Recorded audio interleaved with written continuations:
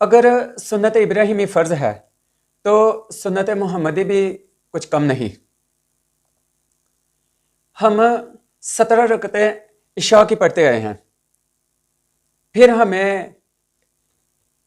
نے کوئی علم حاصل کر لیا، ہمارے پاس علم آ گیا، تو ہم نے وہ جو ہے نا 17 کی بجائے 9 رکعتیں پڑھنا شروع کر دی۔ اسی طرح ہم ساری زندگی عصر کی 8 رکعتیں پڑھتے آئے، پھر کچھ پڑھے لکھے لوگوں سے، اہل علم لوگوں کے ساتھ ہمارا اٹھنا بیٹھنا ہو گیا۔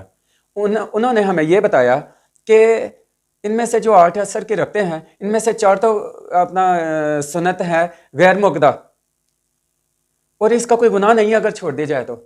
ہم نے وہ 4 سنت مقدہ جو ہے وہ 4 رکعتیں چھوڑ دی، وہ پڑھنے ہی چھوڑ دی ہم نے، اور 4 فرض پڑھنے شروع کر دیے عصر کے۔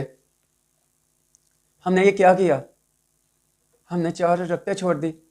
خیر، اسی طرح رمضان مبارک آتا ہے اور ہم عبادت کرتے ہیں اللہ پاک کی، اللہ پاک کو مناتے ہیں، روزے رکھتے ہیں اور نمازیں پڑھتے ہیں، تراویحیں پڑھتے ہیں، تو گناہوں سے بچتے ہیں۔ تو ہمیں علم ہو گیا، ہم نے علم حاصل کر لیا، اور ہمیں یہ پتہ چلا، کسی نے بتا دیا ہمیں کہ یہ جو ہے نا تراویحیں، یہ تو ایک زائد عبادت ہے، اگر ہم یہ تراویحیں نہیں بھی پڑھیں گے تو ہمیں اس کا کوئی گناہ نہیں ہے۔ ہمیں یہ پتہ چلا تو ہم اتنے عرصے سے تراویحیں پڑھتے آ رہے تھے، تو ہم نے وہ تراویحیں پڑھنی چھوڑ دی۔ ہم نے کہا رہنے دیں، ان کا کون سا گناہ ہے، یہ تو ایک زائد عبادت ہے، نفلی عبادت ہے۔ آپ مجھے ایک بات بتائیں کہ یہ جو ہم نے کام کیا، تراویحیں پڑھنی چھوڑ دی، 8 رکعتوں کی 4 کر دی، 17 کی 9 کر دی، یہ ہم نے اللہ کے قریب لے کے گئی یا اللہ سے دور لے کے گئی؟ یہ میرا سوال ہے آپ سے۔ یا مجھے یہ بتائیں کہ کیا ہم اللہ کی راہ پہ چلے ایسے علم سے، یا اللہ سے دور ہوتے گئے؟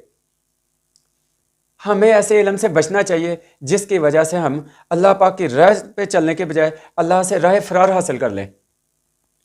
آج کل ہمارا مسئلہ یہ نہیں ہے، ہمارا مسئلہ یہ بالکل نہیں ہے کہ ہم جاہل ہے، جاہلیت ہے یہاں پہ۔ ہمارا مسئلہ یہ ہے کہ ہمارے پاس علم بہت زیادہ آ گیا، ہم پڑھ لکھ بہت زیادہ گئے ہیں، اور اسی وجہ سے ہم وہ جسے کہتے ہیں نا بھاگنے کے وہ چور دروازے ڈھونڈنے شروع کر دیے ہیں۔